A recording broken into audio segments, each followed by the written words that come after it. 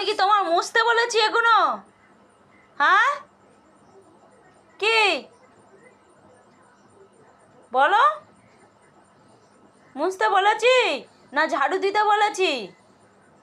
তোমার তো পড়ার কথা। ওখানে দাঁড়াও, অন্যায় করছো তুমি, ওখানে দাঁড়াও। কাঁদছো কেন? কান্নার কি আছে? কান্নার কথা বলা হলো? হ্যাঁ, চুপ করো। আমি বকবো না, তুমি তো অন্যায় করছো। হ্যাঁ? আসো, বসো বসো বসো, কোলে বসো। আচ্ছা, কোলে বসো, অনেক হয়েছে, ঠিক আছে। আমি বলেছি যে পড়াশোনা করতে, তাই তো?